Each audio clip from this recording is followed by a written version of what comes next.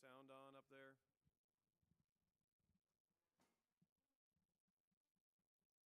Nope,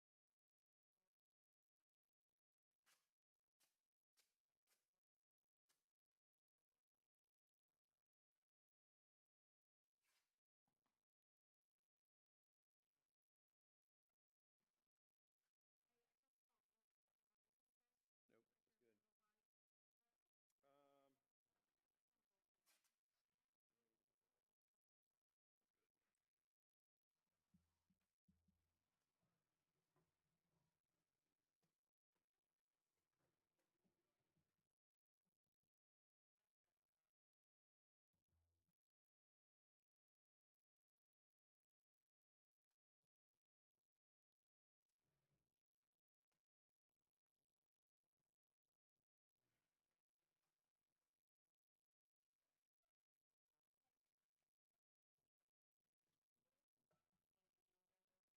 good. Um, yes, sir. It's playing.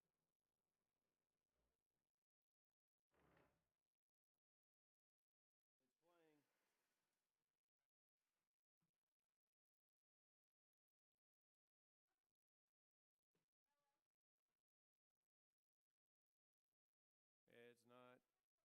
Don't hear anything.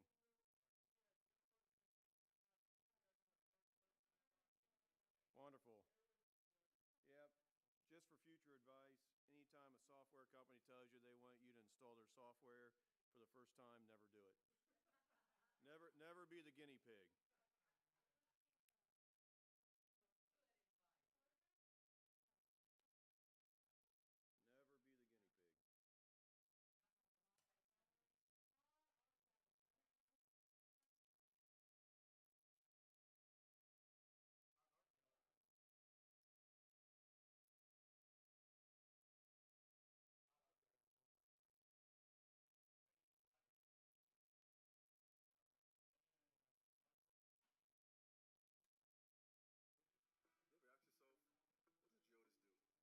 I know it works on the video, so.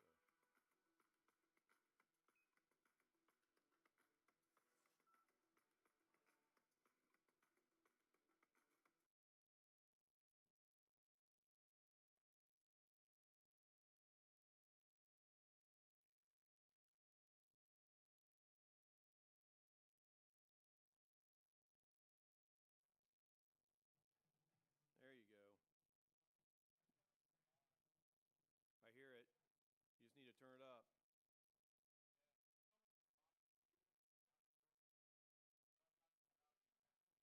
Well, do you want to play the, you want to do the presentation on yours now up there?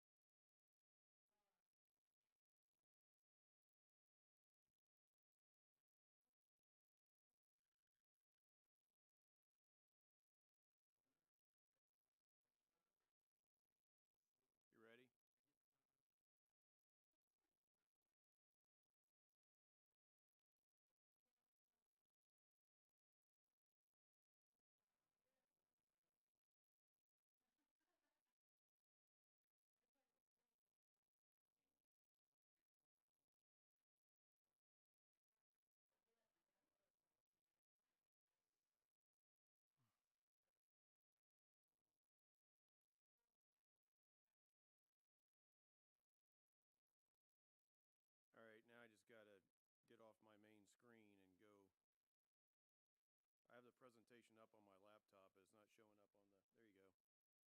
You want me to do a run through?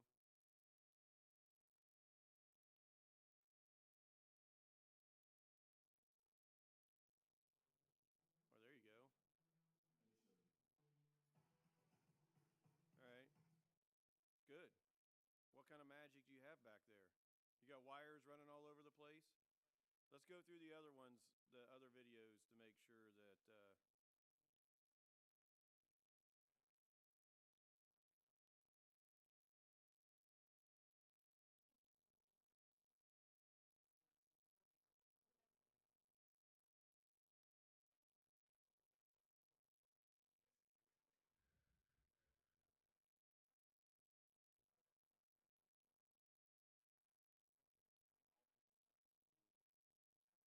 ready?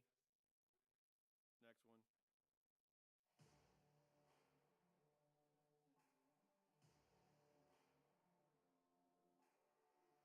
You might have to control the sound. You may have to control the sound on these back there. This one plays a little louder than the other ones. You ready to keep going?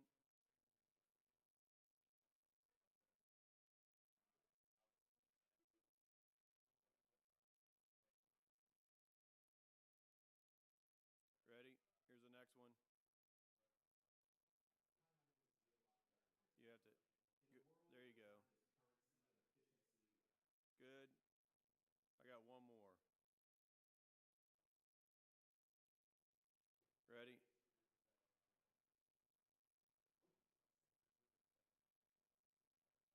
I got two more.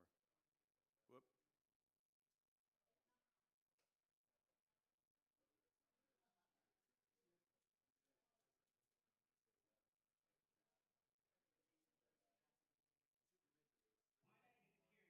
All right. That's good. All right, and here's the last one.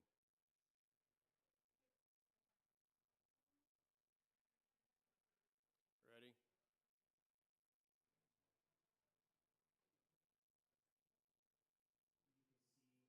All right. They're good. All right. Thank you.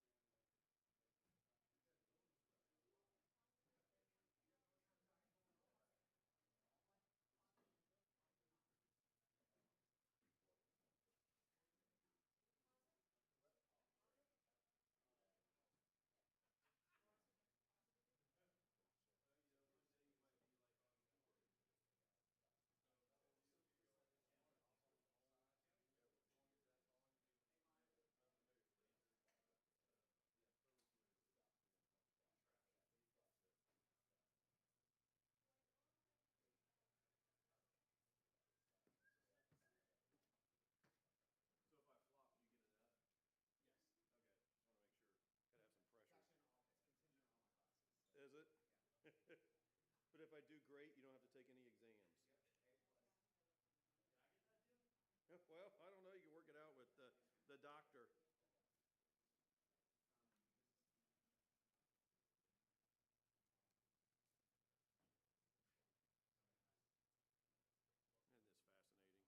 this fascinating? It's like, gosh. Yeah.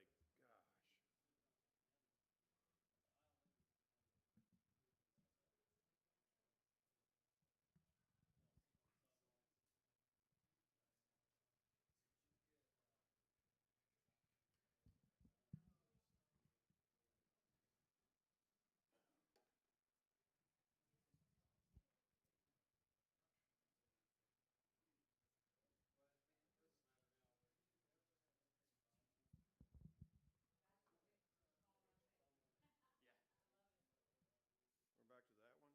What was wrong with this one? Um, yeah, she needs it first. Oh, she needs it.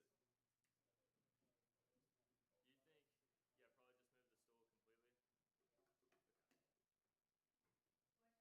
completely? Okay. Oh, I got it. It's perfect for me. So, are you going first? Oh, yeah, I can move over to the table.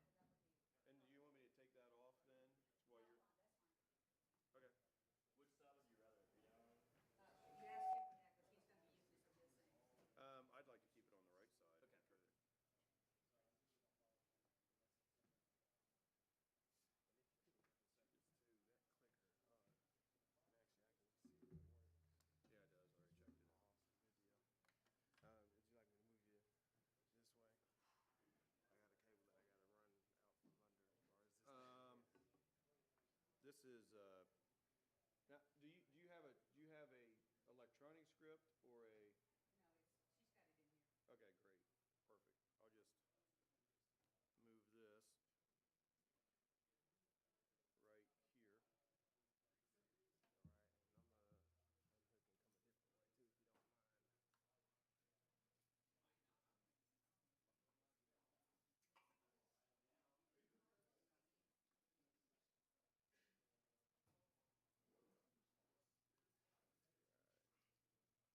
Right.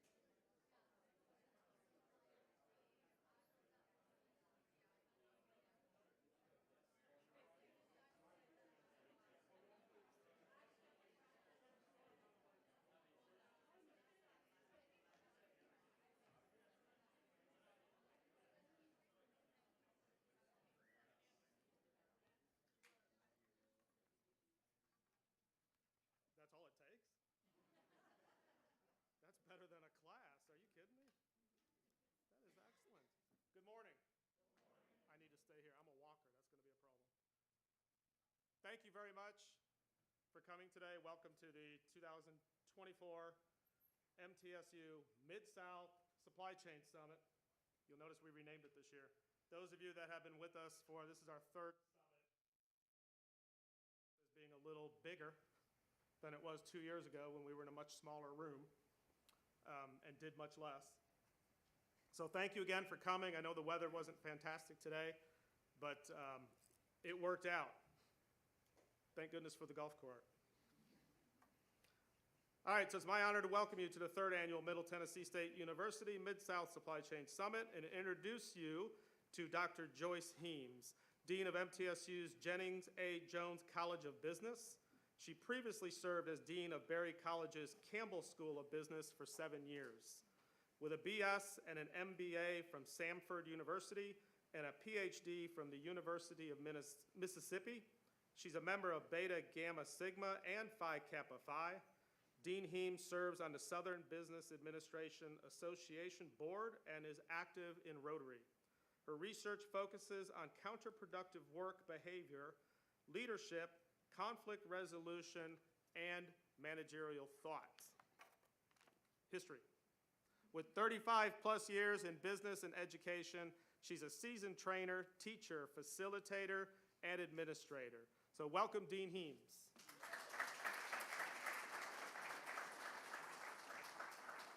I keep telling Laura to take that 35 years out, but it's there, so I guess I've got to own it. And we've done a lot in that 35 years. I am delighted to be here, and thank you, Dr. Tarpey, for having me. I want to start with a quote.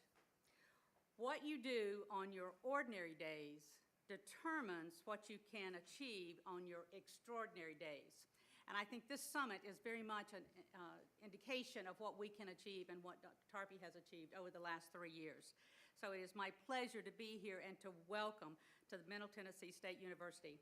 I'm so glad you could join us for our third annual, as he said, bigger and better than it's ever been before.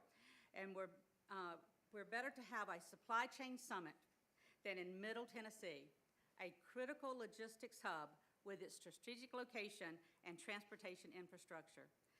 MTSU plays a critical role in human capital formation in counties around the state. In Tennessee, nearly 1 in every 8 undergraduate or graduate student that comes out with a degree is from MTSU. Let me say that again. 1 in 8 is from MTSU. And the Jones College of Business is the #1 producer, not that I'm competitive, but let me say that again, #1 producer of business talent in the greater Nashville area. According to the latest economic impact report, the impact of MTSU on business revenue was $1.42 billion last year. A special thanks we must give to the Supply Chain Student Management Organization. You'll get to meet more of those in just a moment and some of the wonderful things they're doing. And Dr. Tarpey for all of your work in putting together this event. And the Council of Supply Chain Management Professionals, we are grateful for your partnership. And welcome to our partner and industry leaders who provide networking opportunities to our students from around the Mid-South region. It is imperative that we train our students in the right way, that we give them the skills that are needed so that you can then hire them. And I heard someone say earlier that MTSU students, more specifically Jones College students, if I can brag, are the ones that have the grit. They're the ones that have the determination, the high work ethic, and that's what we want to make sure as well. I also want to take just a moment to give a special thank you to Laura Cody. She is our Jones Events Coordinator, and she is responsible for how the stage looks. Dr. Tarpey said it wouldn't look like this if it had just been him. So let's give Laura Cody a round of applause. I quickly realized when I arrived 9 months ago, I go where she goes and she goes where I go because she always makes us look better and it just does a wonderful job. So thank you, Laura, very much. The Jones College at MTSU has many state and nationally ranked programs. You can go to our website and you see all 16 of them in the last 3 years that we have received from our sales program, our entrepreneurship program, our marketing and our digital marketing program. All are just fantastic. And the supply chain program is ranked among the best master's program in the nation. So today, it is my honor, and I'm delighted to announce the final stages of our launch of the Center for Supply Chain Management and Sustainability. The center is the product of many years of dedication and hard work on the part of the management faculty. And I'd like to take just a second and see where Dr. Dina Raffo is. Dina, where are you? If you'll stand up, please. Dina is the chair of the management department, and she has been a big supporter of Dr. Tarpey and helping us get this supply chain through. So let's give her a round of applause. Without her leadership, this would not have been possible either. And Dr. Tarpey in particular. The Center for Supply Chain Management will continue to give a top-notch education to students who enter the workforce, ready to help tackle the industry's biggest challenges. So please help me congratulate Dr. Richard Tarpey, Director of the Center for Supply Chain Management and Sustainability. Dr. Tarpey.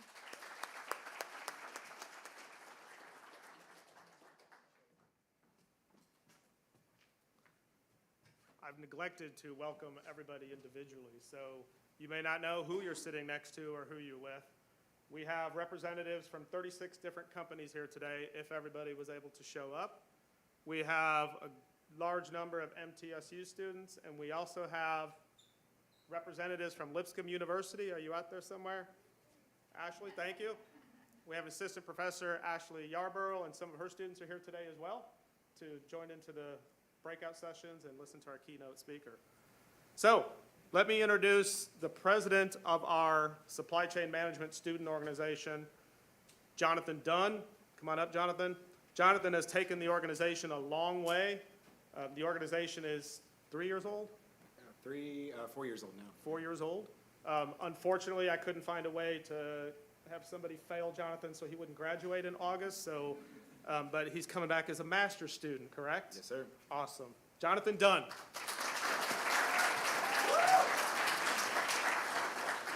Thank you, everyone. Yes, Jonathan Dunn, as he introduced. As a representative of the Supply Chain Management Student Organization, I just want to take first this opportunity to thank everyone individually for coming, all the industry professionals and all the students for taking time out of your day to make it over to Murfreesboro and come to this event. It's our biggest summit yet, so I'm really excited about it. I wanted to take a quick moment to thank all of our officers and volunteers for SCMSO. They've done a lot of work to help this event on top of all the amazing faculty here at MTSU and Dr. Tarpey and Dean Heems and everyone else involved. So just give a round of applause for SCMSO officers. Perfect. So without further ado, let me introduce today's keynote speaker, Mike Honius, the president and CEO of Geodis Americas region. He is responsible for a wide range of operations spanning contract logistics, transportation management, and more.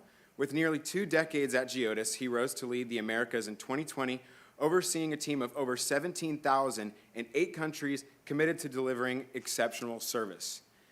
Mike holds a bachelor's in industrial engineering technology from the University of Dayton and has completed executive programs at Harvard, Vanderbilt, University of Tennessee, and Penn State, all focusing on strategy and supply chain leadership.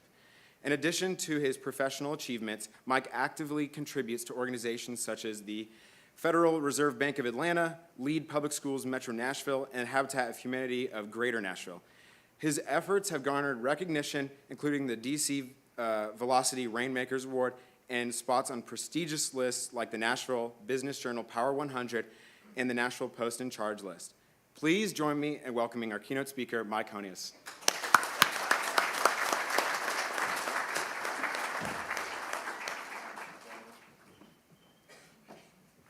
Thank you, Jonathan. You have a bright future ahead of you. Jonathan was an intern for us last summer, and right before he was wrapping up, he said, "Hey, Mr. Honius." I said, "Jonathan, my name is Mike. We've talked about this multiple times." And he said, "Hey, I really would love to have you speak at our supply chain conference." And I said, "Great, when is it?" "I don't know, sometime in April." I'm like, "Well, thank you for letting me know." So we were able to work it out with Dr. Tarpey, and I'm excited to be here. And I'm going to go ahead and get my presentation ready to go. If I can remember my password, because IT makes me change it every month. All right. And then let's go ahead and see if we can get the screen back up.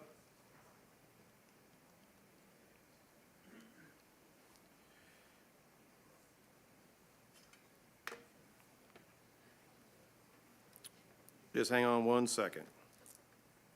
Because everything was working before we started, so there we go. I love this.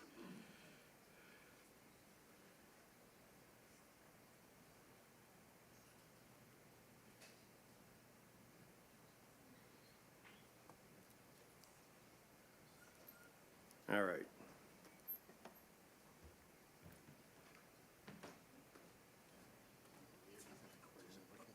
There we go. Well, I got my main screen, now I just need my regular screen, so, come on, you can do it. Let it go. Make it happen. Flipping screens back and forth. Let's see.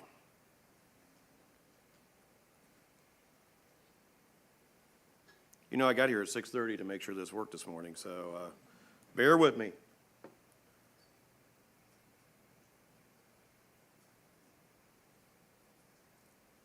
Huh.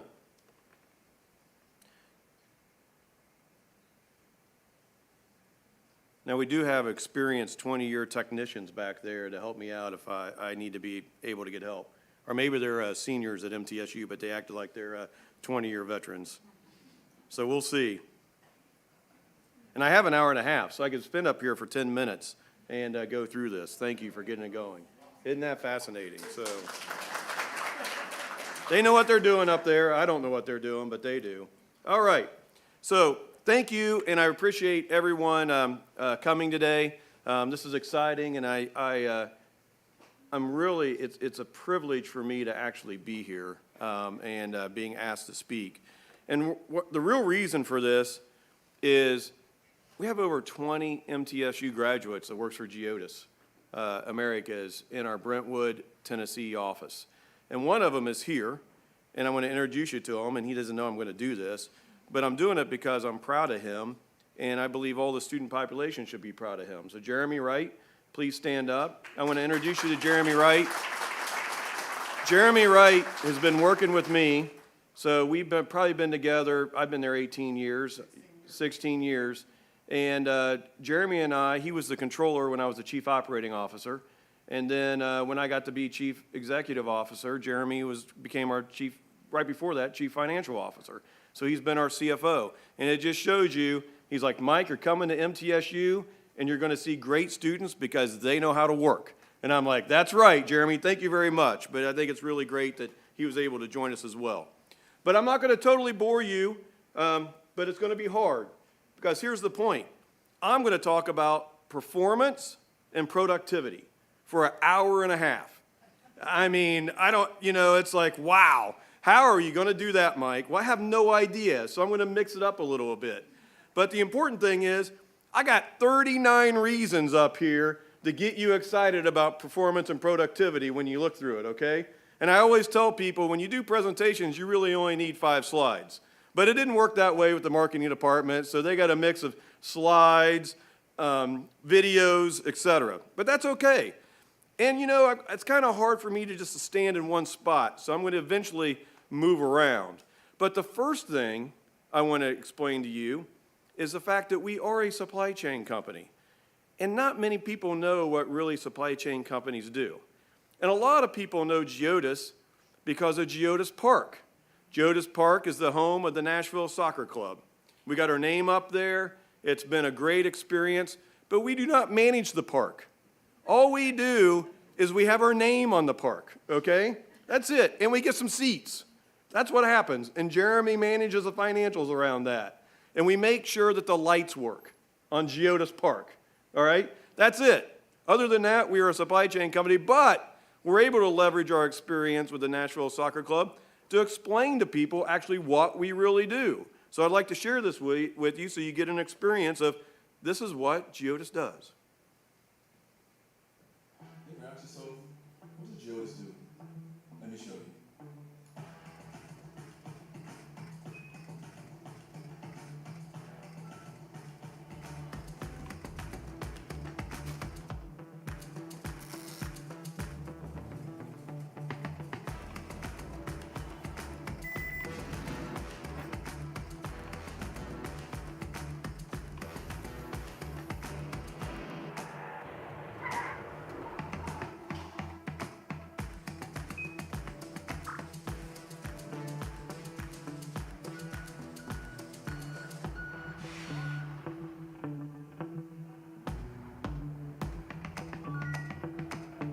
Got your boys here.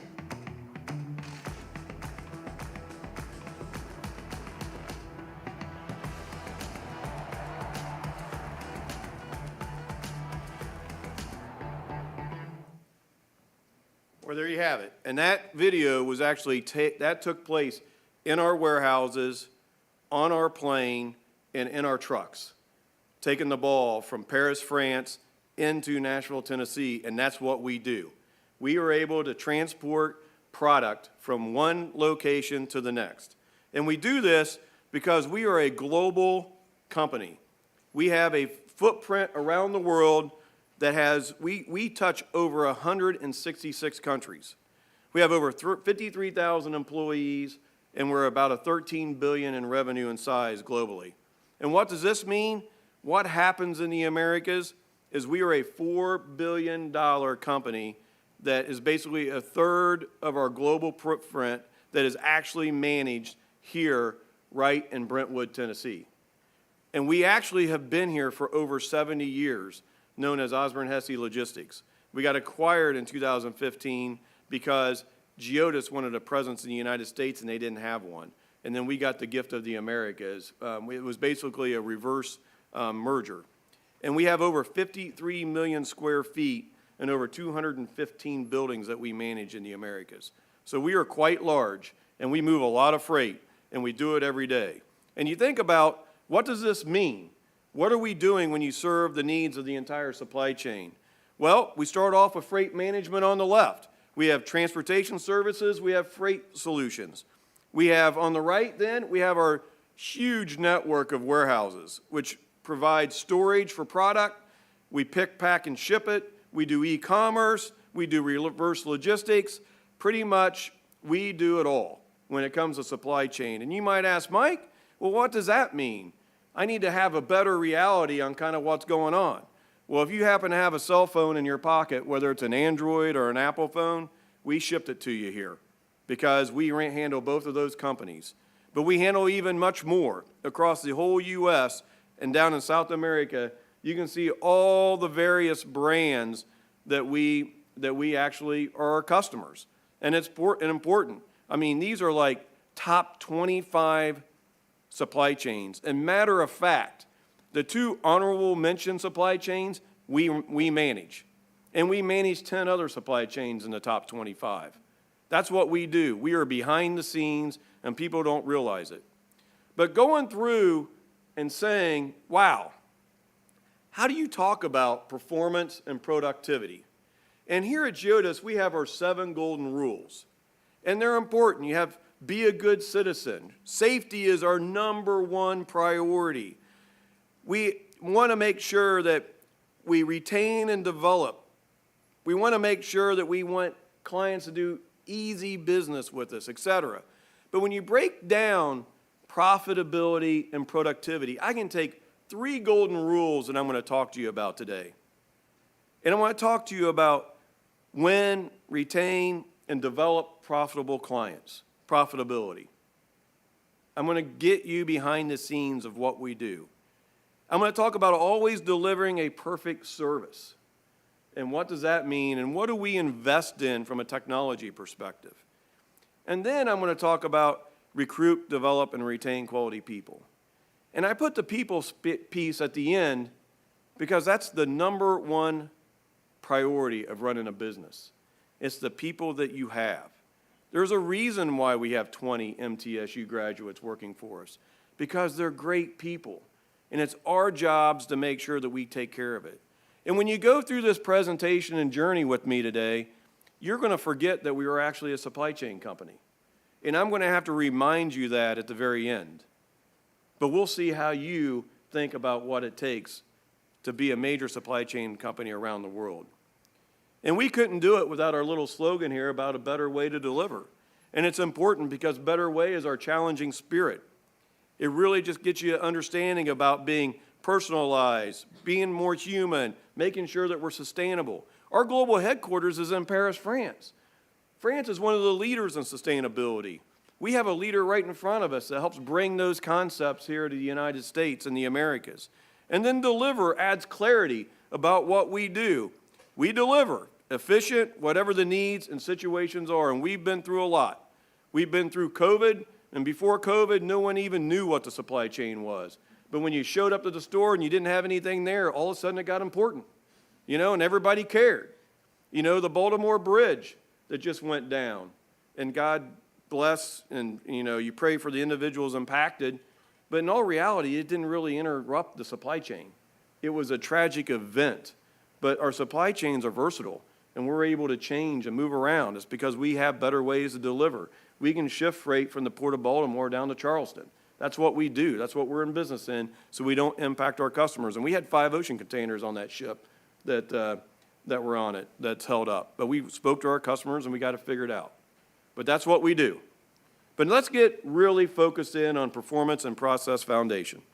And I'm going to do it like college, all right? We're going to do it like A, B, C, and D, but these really aren't grades. I'm going to walk you through a scenario of what it takes to focus in on productivity. And this is really, really important. If any of you can just take, especially the students, can just take this portion of the presentation and apply these concepts, you will be successful and your company will be successful. Because it's simple. It's lean thinking, all right? It's about waste. If you haven't ever read The Toyota Way, it doesn't matter if you're an engineer or not, you should. It's a pretty darn boring book unless you're an industrial engineer like myself, and you geek out, and you get into one-piece flow, and you understand what idle time is, and you get to do line balancing, and you get to do all those exciting things. Well, that is actually very important. And then you go on Gemba walks. And you go on Gemba walks, this is basically management by walking around. I mean, that's all there, and these are all simple concepts. What happens is you need to embrace them. And we have embraced these. And here's the thing around measuring against performance. And you see this slide up there, and you're like, what is this, Mike? Matter of fact, some of you in the back row can't even see it, but I'm going to explain it to you. On the left side, you got actions. So take this job that you're doing, all right? You're basically picking a box up and putting it in the rack.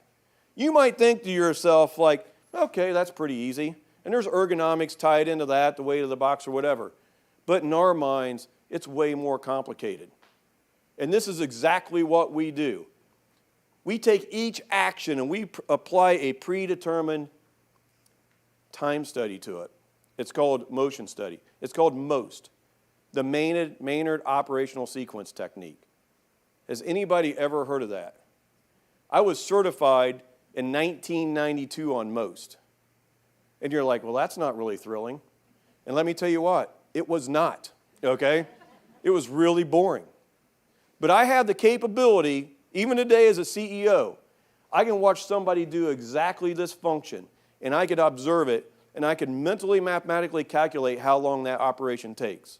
And this operation takes 18 seconds. It's 6 steps. Get the location, you get your little ring scanner, you obtain box, turn, bend, place box on pallet, takes 4 seconds because we could actually look through all the motion to figure it out.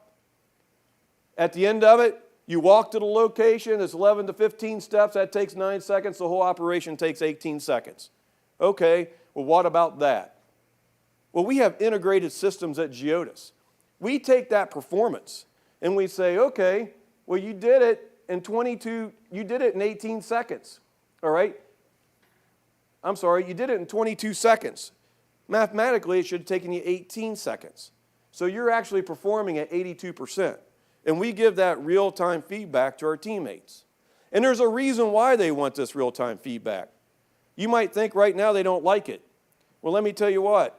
They don't like it at the beginning. And here's why. Back in my day, when I got MOST certified in 1992, I was an industrial engineer at a company called Gap Inc. Gap, Banana Republic, and Old Navy. I worked in a 1 million square foot facility that had 1,000 people in it. And my job was to go out there and perform these motion studies to figure out how long it took to receive a box, put it away, replenish it, pick it, and ship it. I did it for 2 years. They used to think I was a little kid walking around with a clipboard. And I did that. I walked around. I did so many productivity standards in those 2 years, probably 200 of them.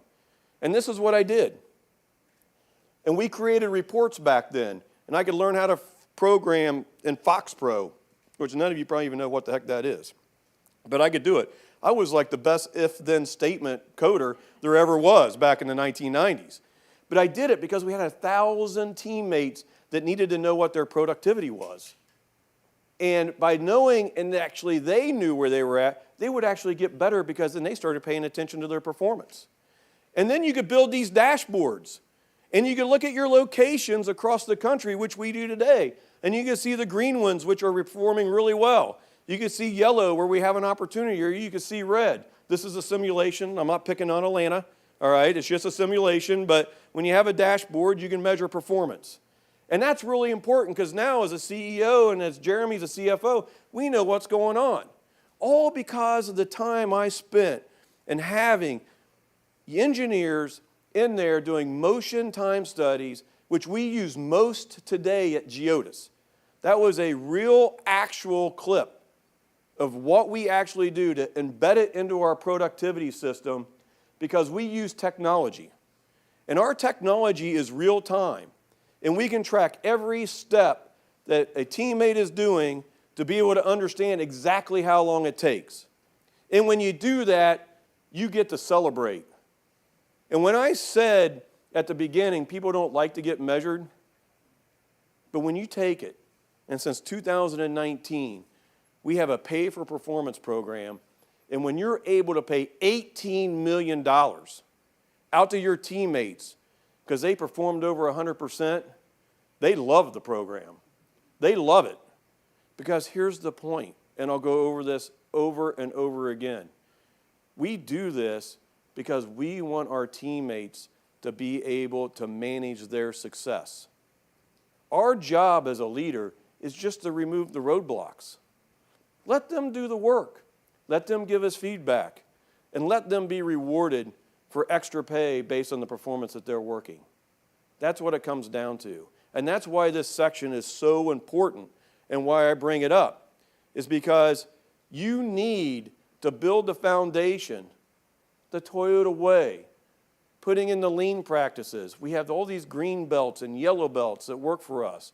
To be able to put it together, to be able to set up real-time tracking, be able to know exactly what our productivity is, and to be able to reward your teammates based on their performance. Now, there's some profitability tied into that, right? We obviously are going to be more profitable, but we don't need to take that all to the bottom line. That's not the kind of company we are. We want to be able to share it, and we all want to be able to celebrate. Do you got that? That's the number one important thing if you can think of when you go out into the business world. And for you folks that are in the business world, it doesn't matter if you run a warehouse, you're running a trucking company, you got a freight forwarding company, or you're manufacturing. This works for every industry out there, even in healthcare. Let's move on. We got the foundation laid, and now we're going to go on to automation. Because it's more than just picking a box up and putting it in a rack. It's about where do we go and what are our driving forces driving automation. And this is important because in the world of e-commerce expansion, there was a lot of issues around the labor market and being able to get volume out. That gave us an opportunity as labor rates continue to rise to be able to justify automation. And the automation trend will continue.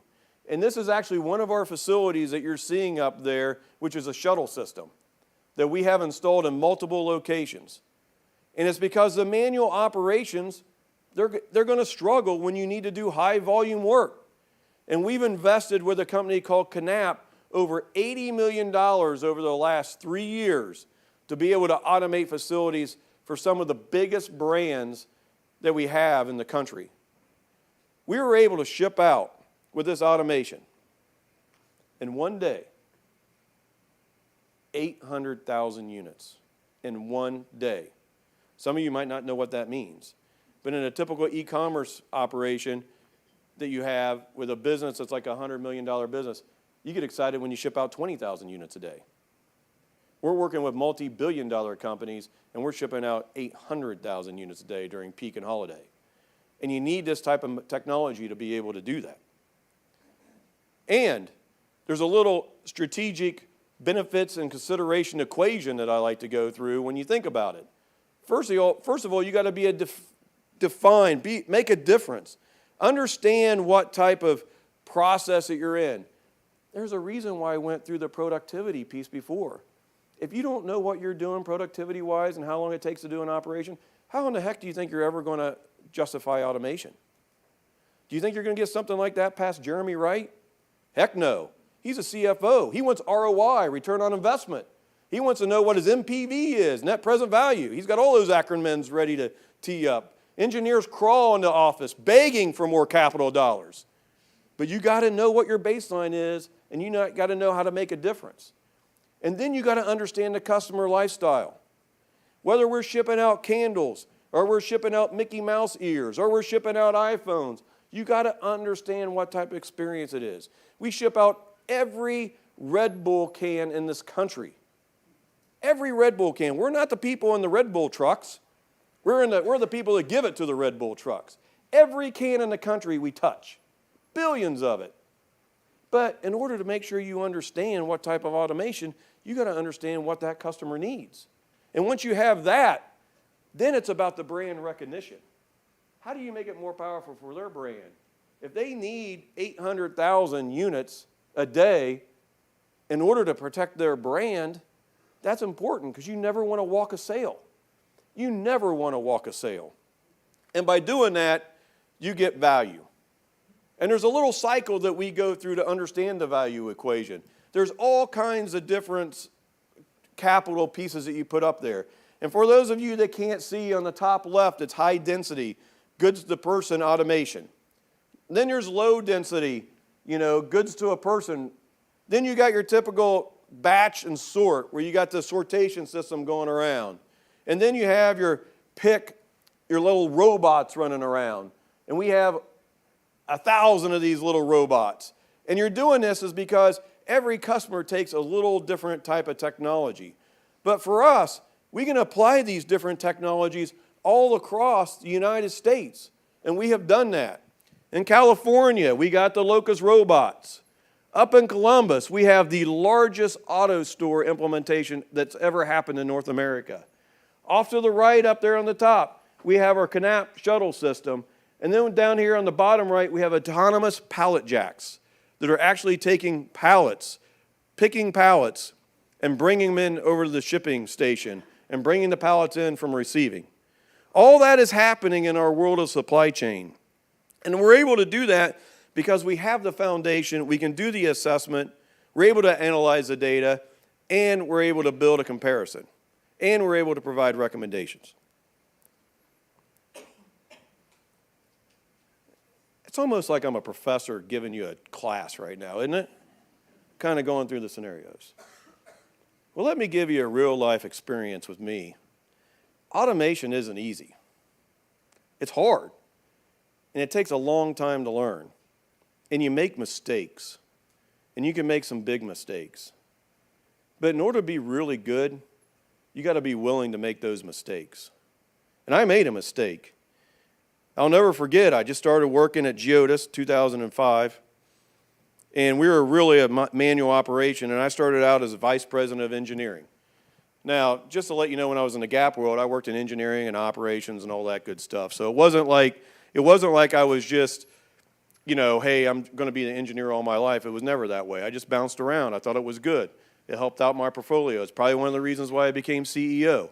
I tell everybody's like, hey, I want a career pathing. And the career pathing exercise is the worst thing in the world. Every time I give somebody a career path, they quit. Because they're like, oh, I don't get promoted every 2 years? I'm like, no, you got to go laterally. You got to kind of move over here or whatever. So I took on the VP role of Geodis. And the first thing that we did, we were opening up a Starbucks facility in Dallas, Texas. And we already had one here in Tennessee, actually right around the corner from here. In Lebanon, Tennessee, right off of 840. Now, it wasn't even 840, was it? Sam Ridley Parkway? Right off that corner. 450,000 square foot facility. We handle all the stuff that you see in the stores except for perishable items. Syrups, coffee beans, napkins, we distribute all that.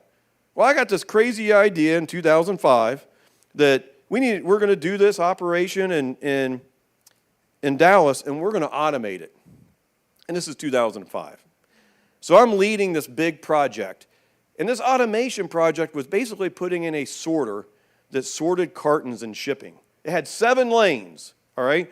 So you take the operation that we had up there that I showed you. It took 18 seconds to take that box and put it in the rack. It takes 18 seconds to put that box onto the conveyor system.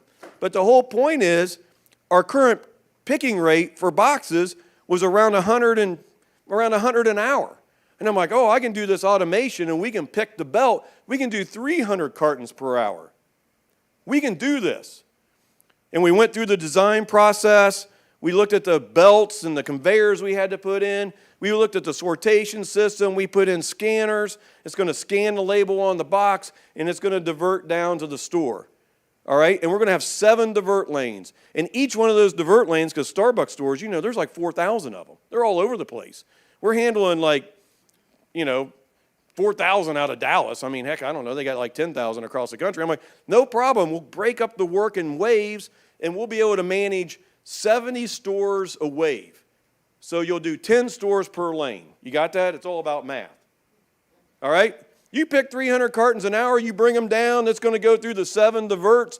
That scanner is going to scan that store ID on that label. It's going to divert down. That operator is going to look, our teammates are going to look at that store number, and they're going to put it on a pallet, and we're going to ship it to the store. Freaking genius. I mean, come on. I mean, how could this go wrong? Simple conveyor system, $300,000. Oh my gosh, I'm changing the world. This is like I'm taking 3PL to the next level. I mean, this is going to be like a little showcase in 2005. Well, here's where I went wrong. Do you think a teammate could read a 4-digit number on a barcode with people picking 300 cartons per hour coming at them nonstop? Well, not really. So we get this operation started up, and after about a week after delivery started going to the stores, I get a call from the head of Starbucks that was running their supply chain. Mike, I don't know what the heck you're doing, but we're getting these cartons that are supposed to be going to El Paso, Texas, and they're showing up in Louisiana. And I'm like, you got to be kidding me. Yeah, and it's like every 8 cartons we get in the store, like 2 of them are wrong. Like a 20 to 25% error rate. And I'm like, you got to be kidding. So I go fly back down to Dallas, and I'm looking at it, and I'm watching the people, and I'm like, how could you just take store number 1005 and just stick it with all the other 1005s? Well, the system that we put in, all it did was just scan and divert. So first of all, it never kept track of inventory, so they never knew when they got their last carton. They just waited, and when the pallet was done, they're like, hey, we're going to ship it out. And they couldn't read the digits on the carton fast enough to put it down. They couldn't handle 10 pallets at a time. It turned into a confetti machine. I created a confetti machine, $300,000 confetti machine. In about 2 months, my chief operating officer brought me in and said, Mike, and our senior vice president at the time, well, he still is, Willie Vaughn. He's famous down here in Nashville. He's been working for Geodis for 45 years probably now. And they're like, Mike, this isn't working. We got to pull this out. And I'm like, oh my God, I'm going to get fired. I've only been here for 6 months. I put the first automation project into our company, and I'm going to get fired. Well, guess what? I didn't get fired.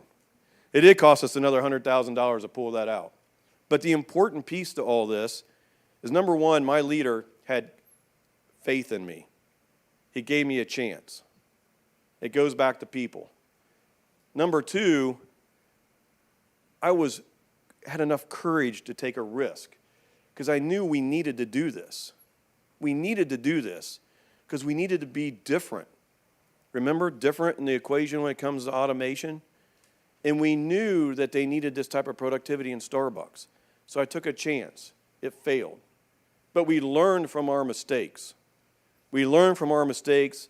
We took a step back. We rethought about how this should work. And we started continuing to implement successful automations. And I want to show you a facility that we just implemented this last summer. It's the largest auto store implementation in North America. It's for a customer called Maurice's.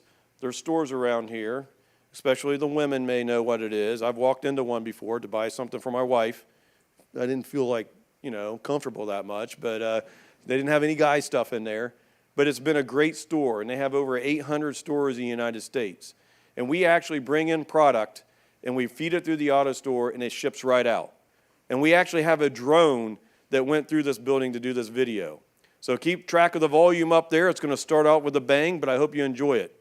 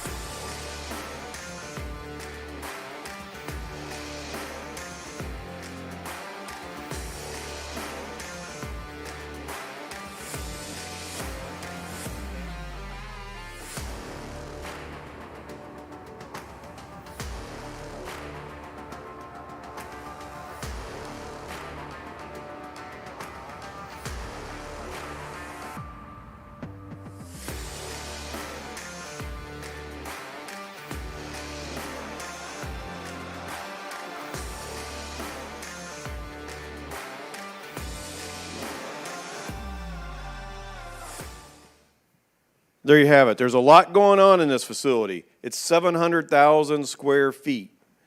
And the auto store that we have put in there is the largest, but it also has, if you paid attention, robotic arms that we leverage machine learning and artificial intelligence.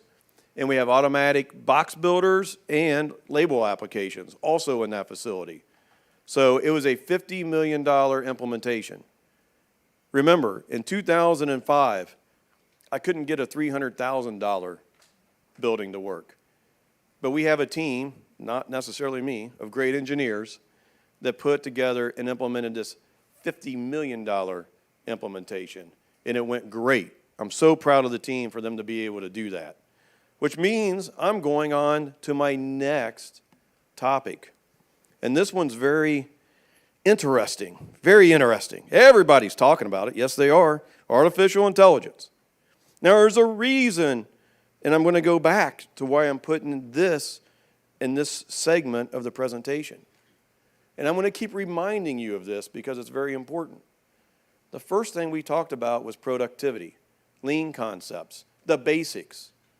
Then you saw us learning from that, and we were able to apply automation at levels that haven't been really done before. And we're able to do that because we know what a basic operation takes. Now we're entering into the world of artificial intelligence. And the reason why I wanted to bring this to you today is I don't have all the answers to artificial intelligence at all. And when you think about artificial intelligence and the challenge that we have in the supply chain is we believe it's a highly disruptive type of technology. And we believe it can take productivity, the productivity frontier even further. And we know at Geodis that this is going to create new opportunities for us. And we know what is crucial is invisible. Now I'm going to pause there because to be honest, I've been the global sponsor for artificial intelligence, and I don't know how that happened, to be honest. I have no idea. But I could tell you that I didn't really know artificial intelligence and what it really is. I just knew it was words. And you know what? What I found out getting involved in this is that's what a lot of people think it is. They just think it's about a bunch of words, and then they go into ChatGPT and they're like, oh, this is what artificial intelligence does. But it's not that at all, right? It's an application. ChatGPT is an application, all right? It doesn't really, to me, I think it's a cheater application, to be honest. It doesn't really help out society at all. It's just there like thinking, it's like me back in the 1980s in college getting a Cliff Notes, to try to read a book. You probably don't even know what those are anymore. So you just go put the book in and, ChatGPT gives you like a 2-page summary of what the book is. Professors are smarter than that, all right, because they have their own artificial intelligence. But anyway, so you got to really kind of talk about, artificial intelligence. What is that? Well, artificial intelligence is mimicking the intelligence or behavioral pattern of humans or any other living entity. That is really broad, isn't it? Oh my gosh. And if you want to be successful in your industry around artificial intelligence, you got to get focused, but you got to understand what it is so you know how to apply it. And we really break down artificial intelligence into really two categories. On this category is machine learning. And this is where a computer basically can learn based on the actions. And we do this at Geodis. And you actually saw this in the video if you were paying close attention.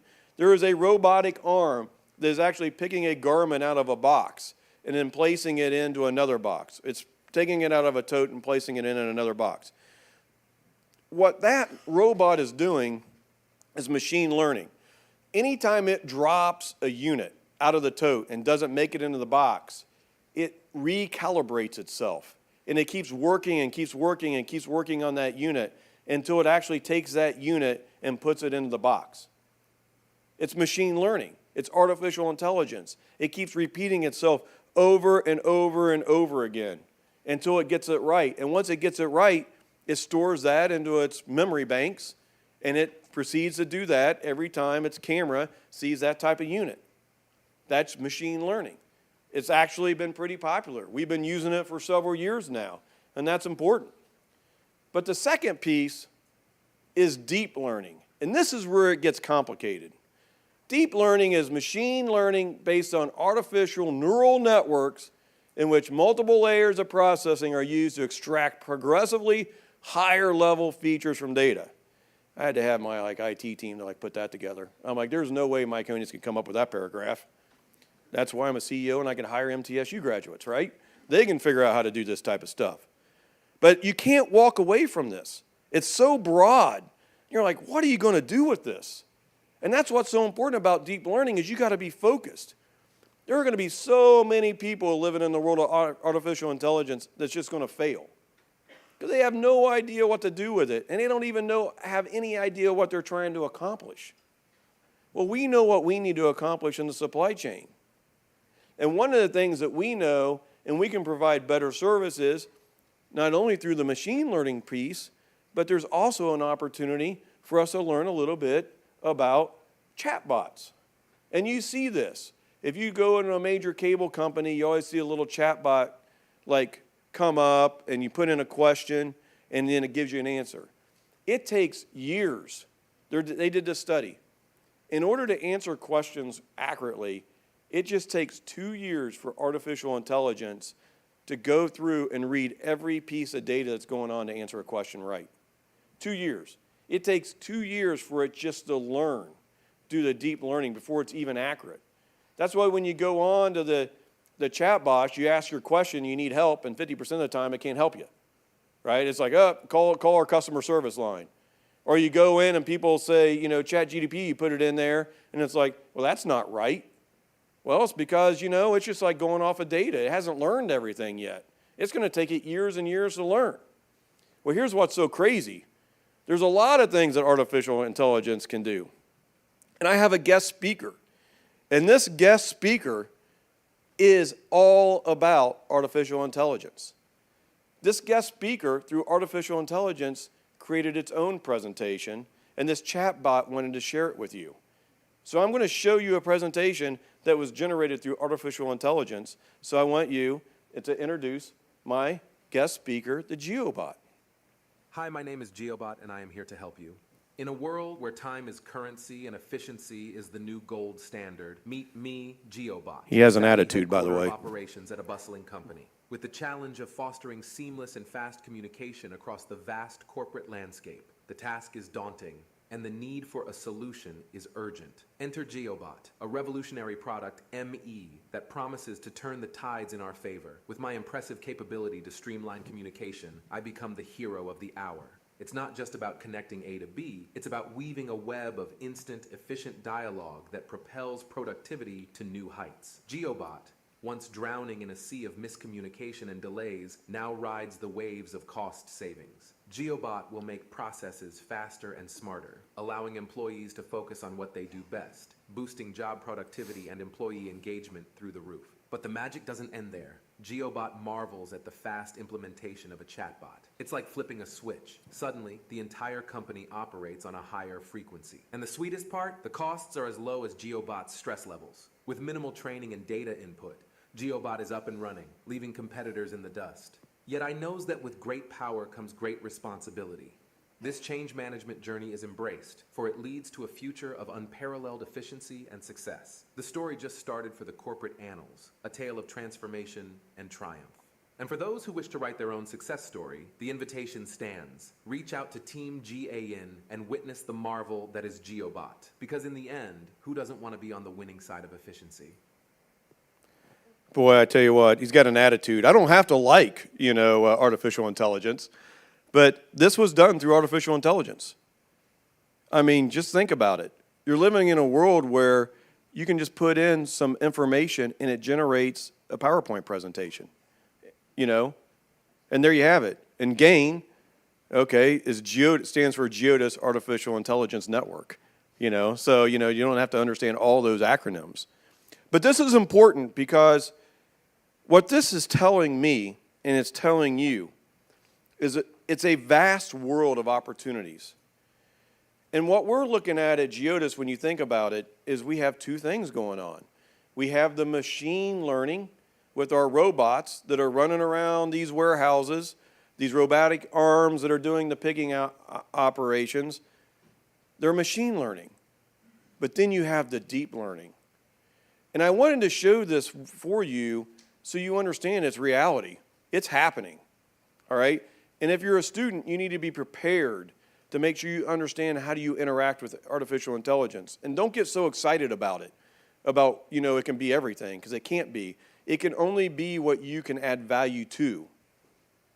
And what we're doing at Geodis is we've been able to centralize our human resources benefits Q&A.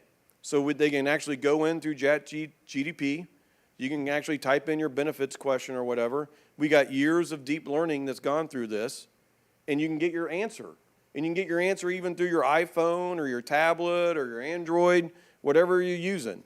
And it makes it quicker and easier. And the younger generation would prefer to hang out with GeoBot than they would a human being. That's just the way the world's going to. But you have to also understand, and all these back office functions that make companies happen, there is a will and there is a way that those functions will be automated over time. But we always will need those back office expertise that are involved. We need the finance majors, the accounting majors, the IT majors. You need all of that because in the world of artificial intelligence is really only as good as the intelligence that you put into it. It's really a false word. It's not artificial at all.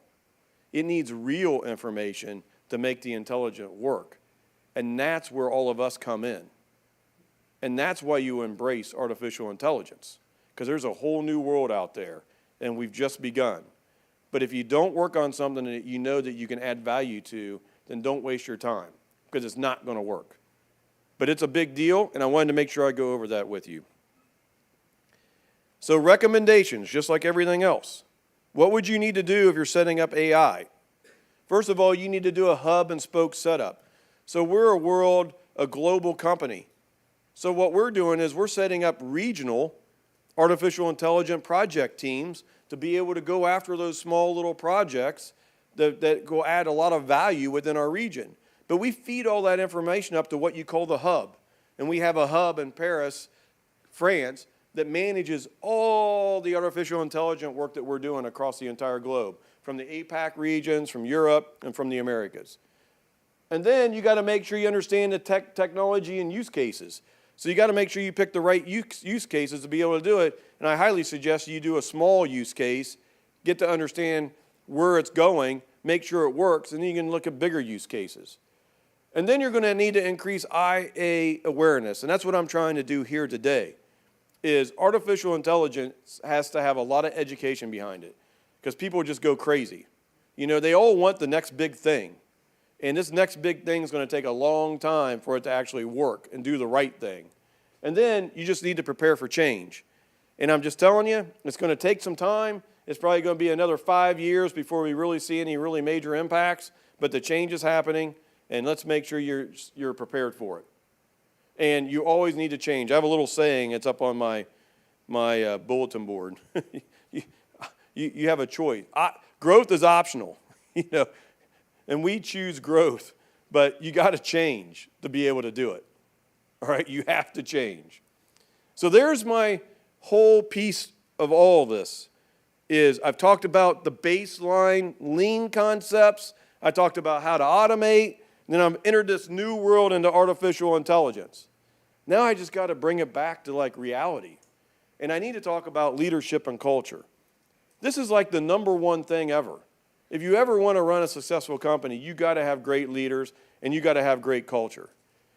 And I went on this journey about 20 years ago, and I said to myself, Mike, because, you need some white space time. You always need white space time. And I hang out with me, Mike, and I, the three of us. Me, Mike, and I. And they all have different personalities.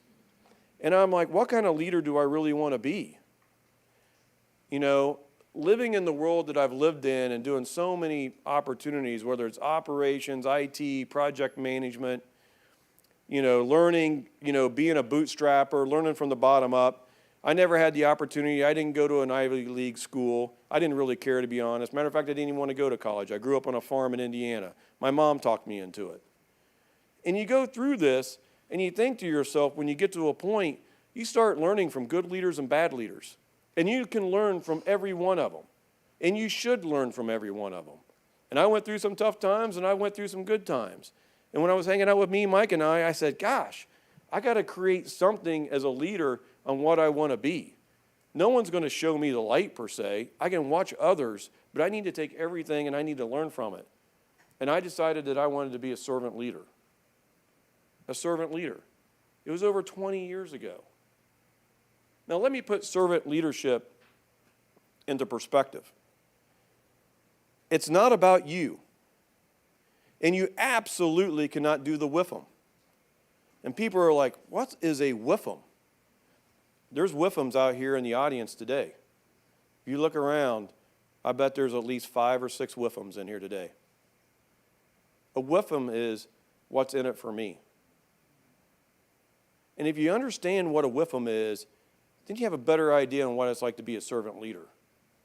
Because a WIFM is only thinking about themselves. They're thinking about how do they get promoted. They're thinking about what they can do.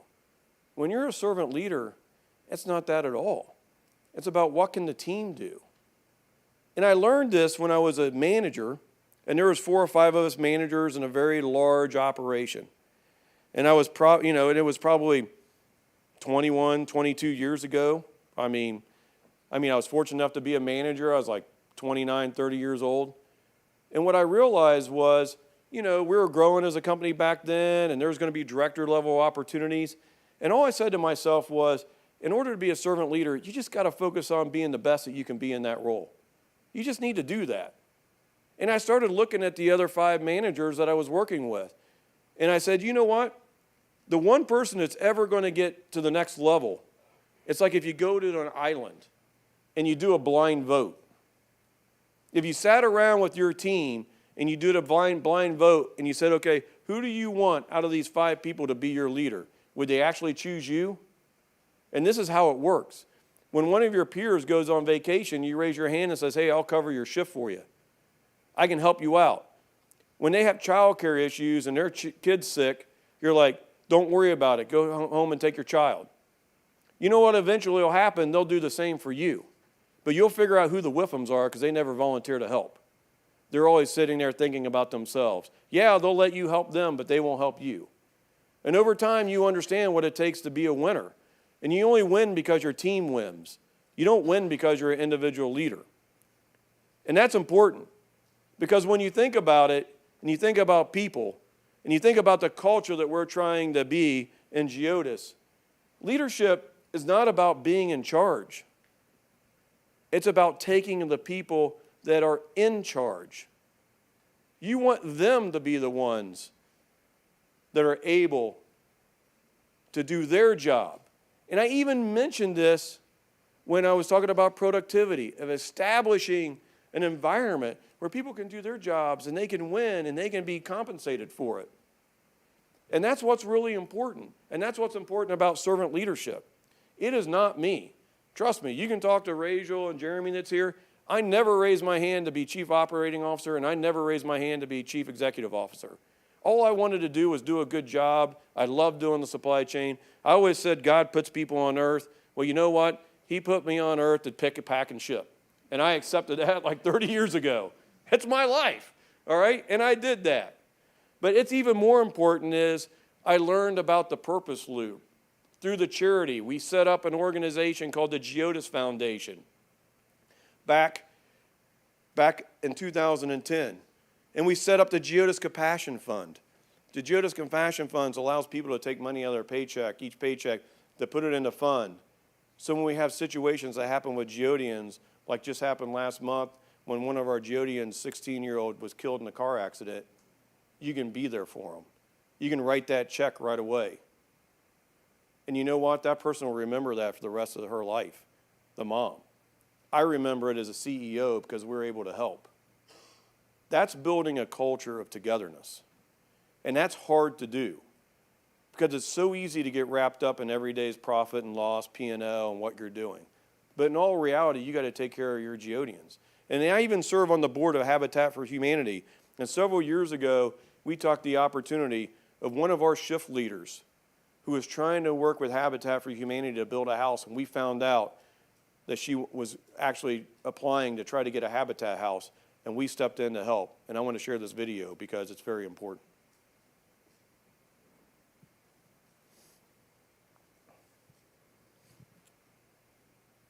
My name is Carrie Bingham. At the current time, I'm a step-up shift leader.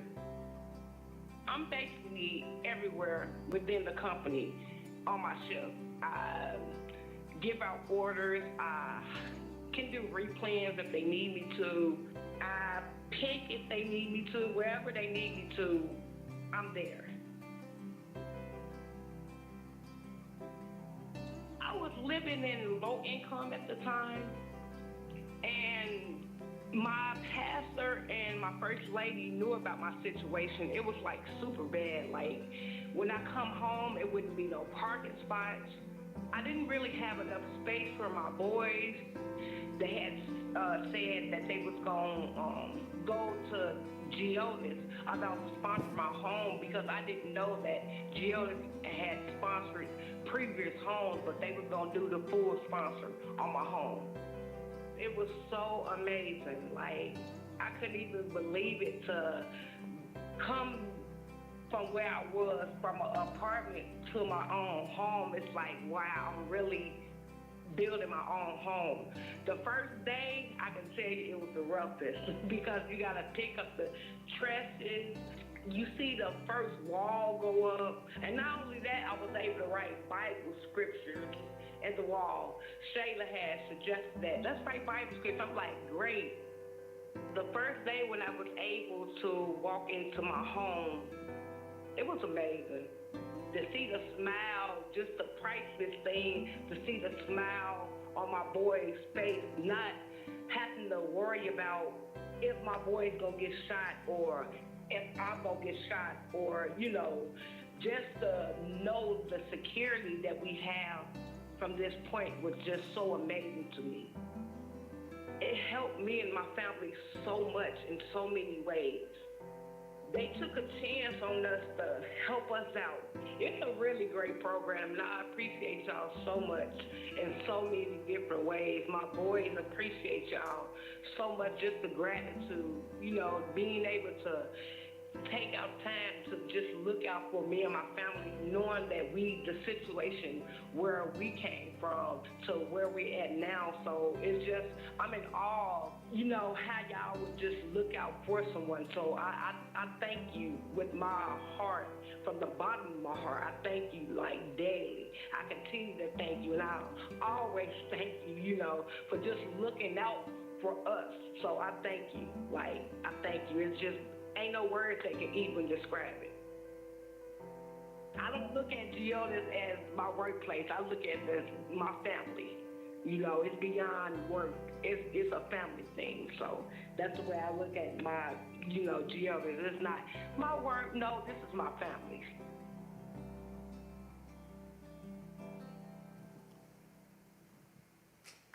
Thank you.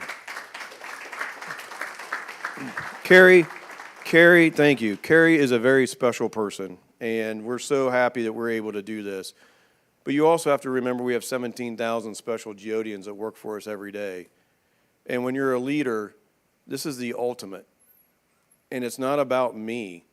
It's about what we're able to do as a company and being able to get people that can make a difference, not only at work, but outside of work. And it's very, very special, and it's deep in my heart. And when you think about that, that brings me back to a better way to deliver. All these different components go into what makes a supply chain work. And I'll also go back and talk about our golden rules.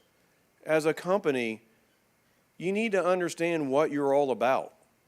And we have our 7 golden rules. We've lived by these golden rules for years and years and years.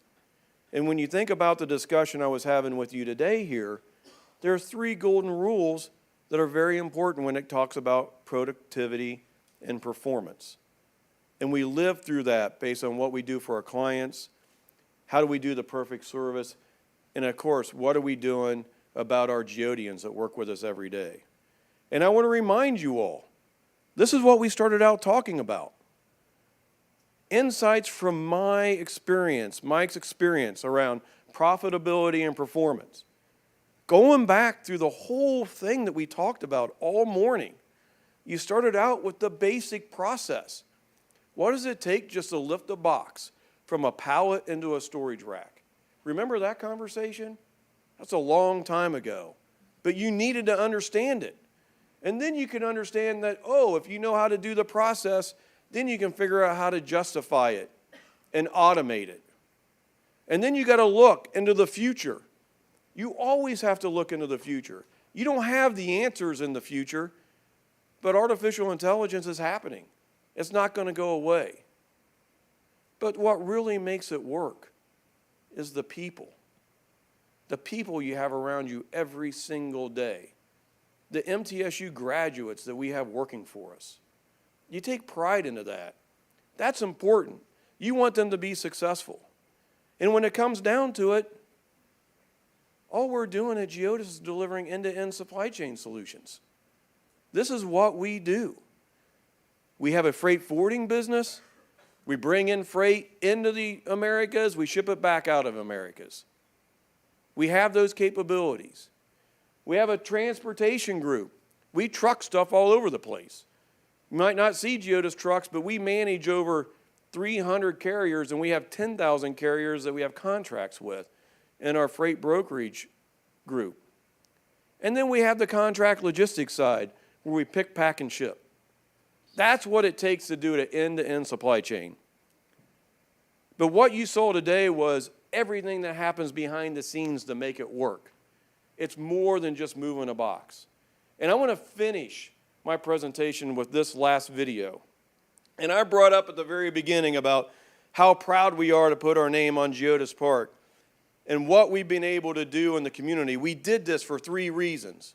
We did it for 3 reasons. Number 1, we did it because we wanted to be understood and heard in the community based on all the charity work that we do. We wanted to have a community presence. We've been here for 70 years.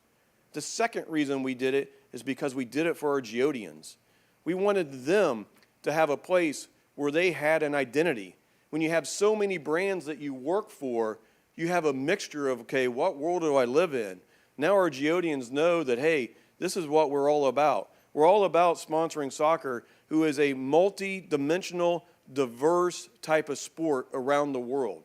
It fits right into what we do globally. And then lastly, we wanted to be able to provide something that we could actually enjoy together.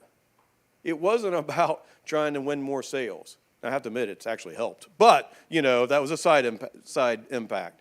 But I want to share this with you, and we'll wrap it up.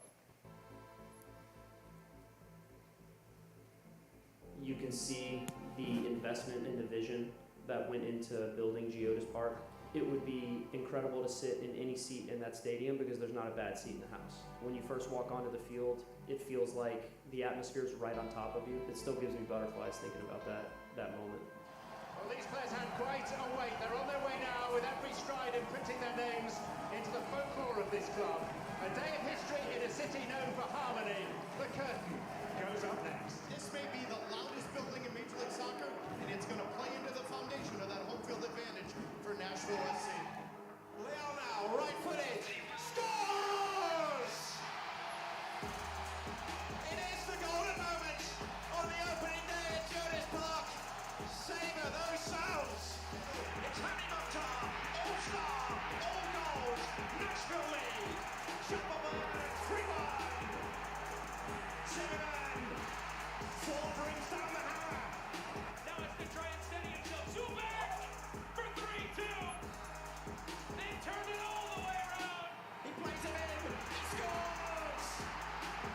This is the crowning of King Hanny. Zimmerman makes it. It's a volley. The opening goal of the last season. And it's been coming for Nashville. But Washington arriving. And there is the long-awaited second for Nashville. A Nashville SC original, Taylor Washington. His first MLS goal.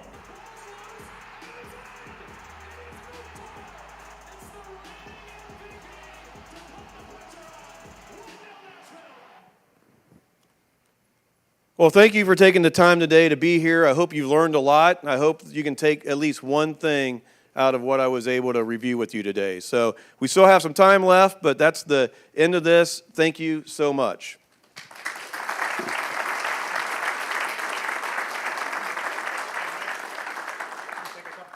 Sure. Yeah. So we've got a couple students with microphones. We got time for a couple questions if you have some. If you do, raise your hand. The student will come. Microphone up. I've always been known to ask questions before somebody asks me a question, so.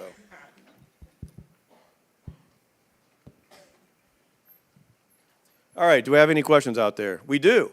Well, tell us who you are before you ask the question. So it's always nice to get to know people. Lance Varden from Nissan Supply Chain Risk Management. You talked a little bit about the your case study that you did, and I was wondering what did you learn for larger projects? And I think maybe as a more direct question, did you run small like use cases on that $300,000 line, or was that the main thing you learned? Yeah, that's a great question. So I would say I was probably a little overconfident when I came to Geodis because one of the things I did back in the 1990s, I was an engineer back then. I was a young engineer, and I got selected to create the Old Navy supply chain. I just happened to be the guy. And the reason why I was able to do that was because of all the standards, all the productivity. I knew all the activity-based costing that went into the facility for Old Navy. So when Gap was creating that new brand, I was a source of like major information. And we were implementing major facilities at the time, tilt tray sorters, shipping sorters, and whatnot. And it worked. And I knew this concept worked. I mean, this was a basic concept. It was so easy compared to what I was doing with my previous, job life. And I went into this, and what I failed to recognize was from a systems perspective, I actually went around the whole IT systems piece. I created a system that was standalone that could do the work, scan the label, do the divert, you just go in and enter in the store number. I forgot the whole foundation of the totality that you needed to know where your inventory was going. You needed to know where it was at all times, and people actually need help understanding where to put the inventory or put the boxes, and you need to make sure you understand when the job is done. And I was so overconfident thinking through this that I'm like, there's no way this could not work. No way. I mean, this is so easy. We put these big systems into my past. So what did I learn out of that? I partnered up with our CIO, and we created this warehouse control system. And we created this technology. It's popular in the world we live in. But we created a standard EDI, electronic data interchange interfaces, that we can put in with all these so now, all the different automation that you saw goes through the standard EDI set from our warehouse management system into the robotics that we're doing. Where it's a small robot, a large automation, it's all used. So that learning right there was probably the biggest learning that catapulted us on how we do this complex automation now. It's all because we were able to build the interface within our systems, and we do real track inventory wherever it's at in the system. So effectively, that became your use case. That was exactly it. Well, I had use cases before, bigger ones. I thought, well, I can, but yeah, that actually became the use case of what we're doing today. Good question. It was a miserable experience. Boy, gosh. There's nothing worse than failing. but you got to learn from it. Yes, it makes you better. Yes, sir. Hey, how's it going? I'm as I always tell everybody, how are you doing? Good. Well, then I can only be as good as you. I mean, that's the way it works in my role. No, that was great. So my name's Alex Becker. I am a senior in the construction management program. Are you graduating? I am. Okay, good. That's good news. Yeah. My second degree, Yeah. actually. Awesome. Well, you got to get as many as you can. And I also work with Layton Construction. So Okay. We've done, about 4 million square feet of Amazon fulfillment facilities in the Tennessee area. Sure. Did you work on the ones here in Nashville? Yeah. We were project manager of a few of those. So. Yeah. So my question, because you didn't seem to touch on it much, so certainly with Geodis's pledge and, various other top 500, Fortune 500 companies making pledges towards sustainability and just being more environmentally responsible, from a construction standpoint, are you guys approaching your new facilities with, any LEED principles in mind or anything like that? Oh, that's terrific. I could have did. That's one of our golden rules up there if you saw it. But Dr. Tarpley told me I had to talk about profitability and performance, so I stuck to that. I just figured you didn't. But have you ever heard of the world's largest development company, Prologis? Have you? Well, I'm meeting with them at 3:30 today, downtown Nashville, to talk about sustainability. We are the number 3 customer of Prologis in the world, all right? And when you think about sustainability, that's a big word. But we are an A- in the ratings in the world. And we go through our SBTIs. We know exactly SBTI 1, 2, Scope 1, Scope 2, and Scope 3. But here's the point when it comes around the sustainability piece is, and I will use this, and this is very important, in order to survive as a company, you have to make money, all right? So don't get all excited about you're going to have green trucks driving all over the place. It costs money, and it's about the time to do it. And the reason why I'm meeting with Prologis, and I actually asked for this meeting, is because we're going to go through all the blueprint of a facility and what are our options and what do we need in the facility to make it LEED certified. And we were actually in the process of building the biggest warehouse in the United States LEED certified, like the top level. And we are in discussions right now to be able to pull that off. But you know how much it costs to be able to do that just on sustainability?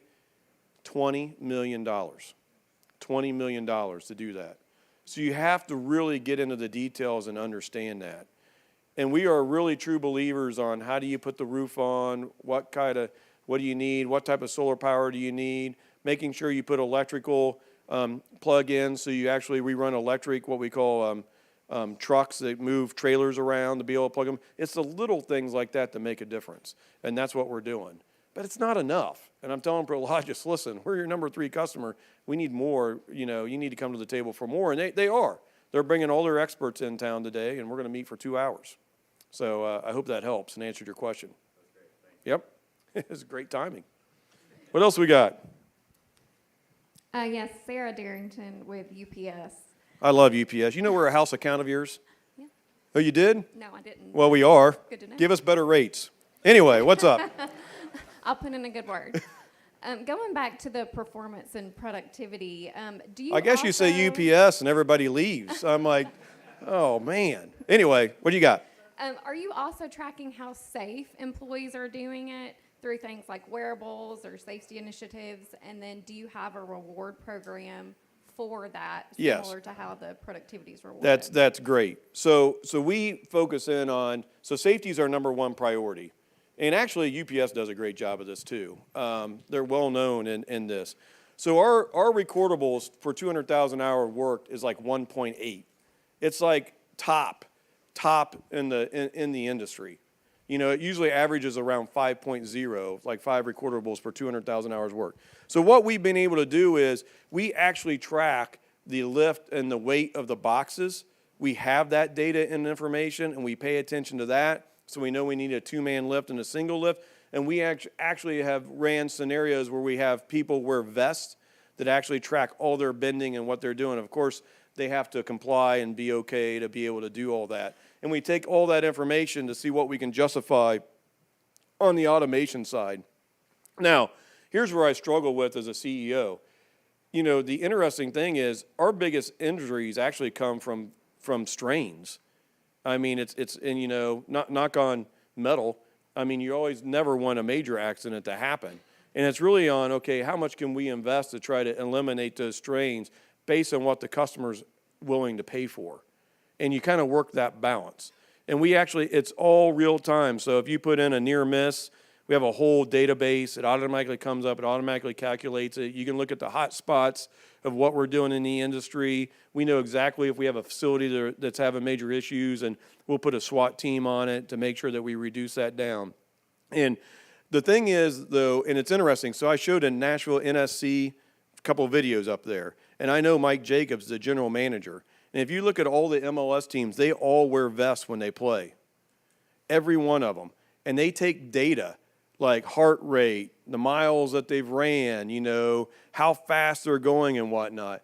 That is an industry standard in the world of soccer. And they put all that stuff in databases, and when they scout players, they run through the data and they look and see kind of what player, you know, could best fit, you know, around the, you know, they're not looking at personalities. They got to figure that out. But, you know, from an ergonomics and speed perspective. Well, we haven't gotten there in the industry yet. And the reason why is it's all about protecting people's data, et cetera. So there's kind of a roadblock trying to get through that. And, you know, the United States is pretty easy to work in from a workplace perspective. In Europe, it's tough. You know, there's like no way in the hell that I'm wearing that vest. You know, I did a small interview. I can't remember the organization, but I'll never do an interview with them again. And I was just talking about, hey, while we're trying to make a better place and a safer place to work with the safety vest, we actually partnered with Vanderbilt, and then the European press got a hold of it, and you'd think we were the worst people in the world, you know, and I'm like trying to defend it, you know, with European unions. So there's a real political type of segment around that we got to, especially when you're a big company like us. I mean, everybody's paying attention to like trying to figure out what you're doing, and they, you know, like UPS or Nissan, you got the same challenges around that. But we're really trying to push that ergonomic piece, because that's really the next big step. You know, you got to figure it out from an automation perspective on what to do, but you still have these ergonomic bending and twisting and type of things that you got to really understand what that person's body's going through, and you got to be, and they got mechanisms where over time it'll actually beep and tell the person, hey, you're not doing it right. We just got to get that adapted and try to figure out a way to do that. Any other questions out there? Are we? We're good? Well, thank you. Thank you. Thank you.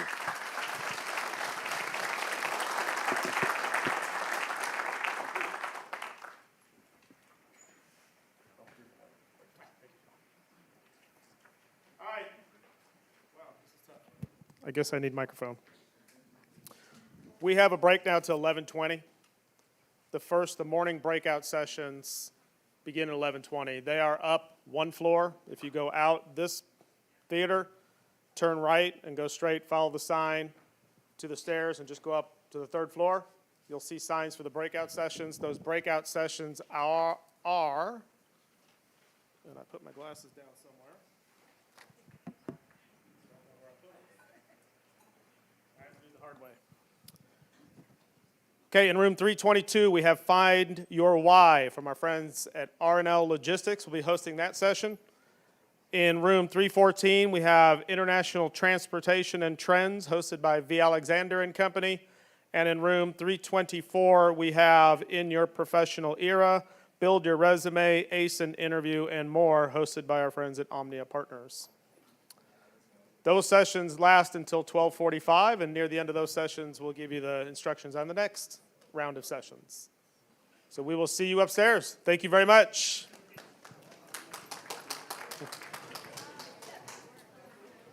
Jonathan.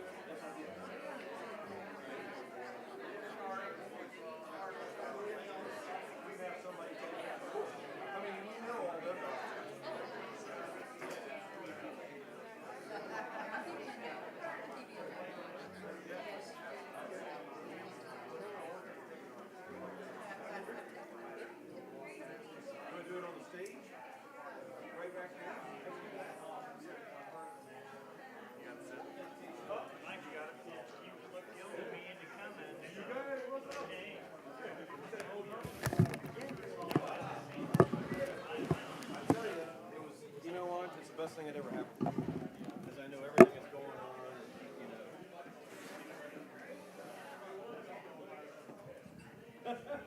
Isn't that?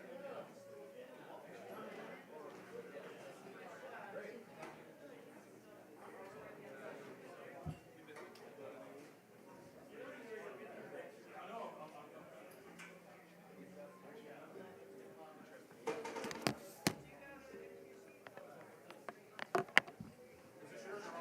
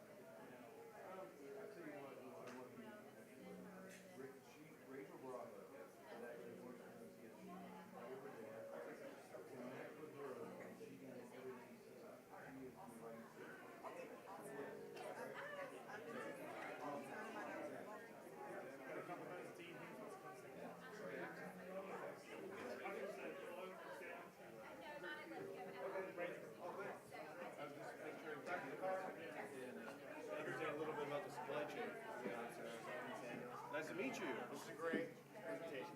Oh, well, great. Thank you. I'm glad you were able to enjoy it. Is it okay if I get a selfie with you? Yeah. Okay. Hang on, I'll be right with you. Let's get in the light. Let's do it. I love it.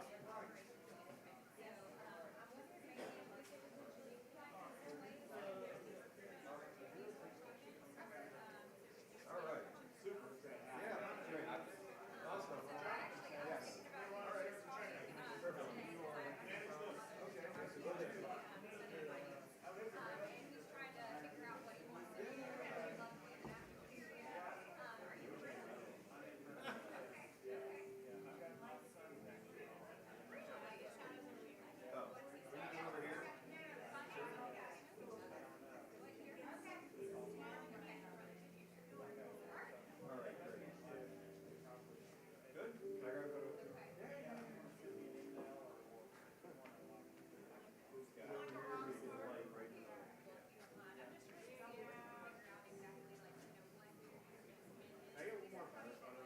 Okay, all right. Now we got some. Yeah. Just got to get right in the light.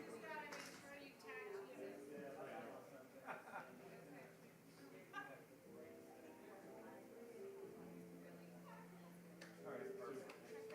You want a photo too? Yes, sir. Come on up here.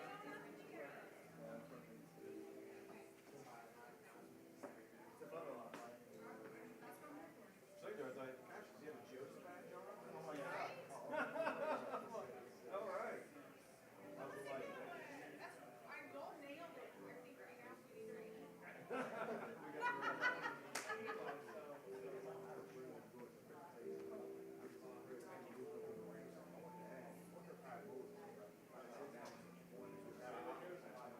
Check in, see if you want. I think the key is, I was telling you, you gotta have a great. So you remember I told you, hey, I worked with Pat Dawson. It was the good ones that really helped me understand what it is. They're the ones that talked me into like, no, you're not getting promoted, you're actually going to go over and move you out of engineering and go over to operations. And then when I moved to operations, like now I'm running the facility. Listening to those leaders that you know that make an impact to help guide you, whether it's time for you to go to school or not go to school or what they are you to take. Because all you need to think about in your life right now is you've got 20 years to build up a portfolio, a resume, and I only work for 2 companies, so learn a lot of different things that I can do to show my experiences. It's always going to prepare you for the future. And that's the key. I mean, that's how you need to do it.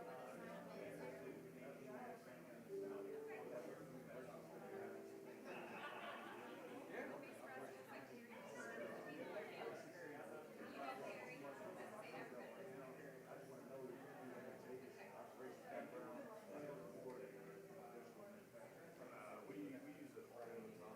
And it's because you go through the A3 project, you learn to identify waste, you learn how to put a project plan together, you understand how to identify resources, you put your action steps together, and you kind of outline kind of what the end cost is. It's a great training, and you're able to use that on anything, wherever you go to apply. I mean, I still do it today. I mean, I did a gimbal walk on Las Vegas. There was a barcode on the floor, and I'm like, what's that barcode? Oh, somebody probably dropped it. I'm like, get a scanner and scan it. So we scanned it, and it was actually part of a pallet that was in a location. We went over there and did an inventory count on that pallet, and there was a miscount on the pallet. So we were able to fix the inventory, and it was all because of that gimbal. It's like, oh.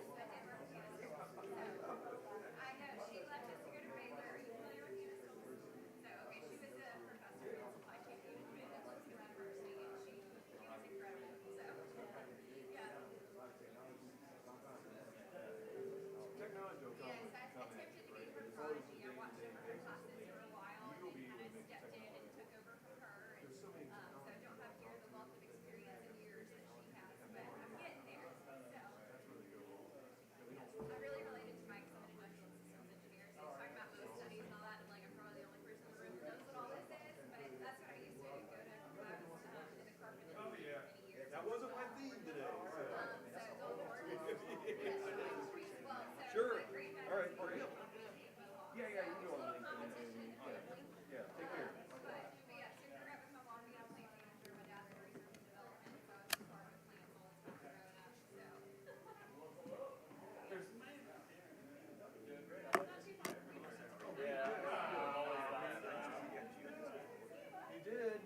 and then you met me before? I think, yeah. Where at? Oh, okay, yeah, yeah, all right. Yeah. Okay. And I tried to apply many times, but Bring it on. yeah, somebody has the same first listing, but he got fired. Oh, I'm glad you're letting me know. Yeah, so That's that's tragic, why- yeah, that's okay. why I'm And it's like- not you. No, it's not me. The other one, and the middle name, Joaquin Pavlovsky Khalil. Okay. So Who did you work for in I was the coordinator, the one in Abu Dhabi. Yeah, was it And, Mike, who was your leader? And who was Chris? The manager, Chris Patrick. Okay, all right, got it. Okay, I'll try to remember. Okay, I just recently graduated 3 months ago. Okay. Well, thanks for letting me know. I'll get a recruiter to reach out to you. Thank you so much. All right, yeah, take care. Nice meeting you. Thanks for being a Jody.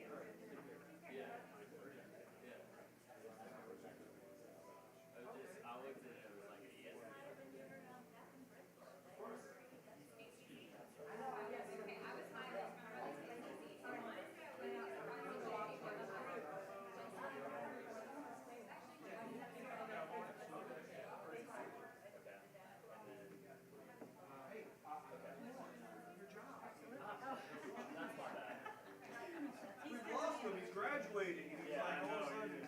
I'm out the door. I'll be back.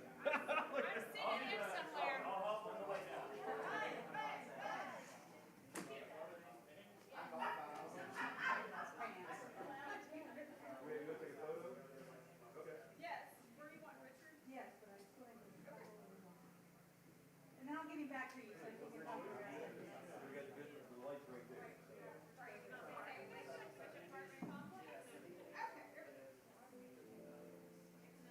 Can I get a picture with Dean Keys? Yes, sir. Yes, sir. Yes, sir. Bryce, you wanted a photo? Hey, if you have to. Bring me your. I mean, I guess he can. I'm bringing in Bryce too. He's been our. All right. We're gonna take one of our helpers. Wait for Amy. Well, he's not here. Poor Blaine. He just runs it. Yeah. Thanks, Bryce.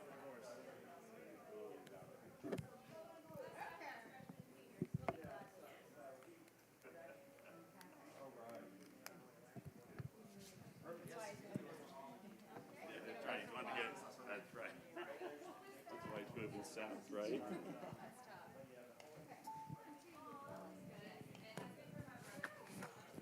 That was for the,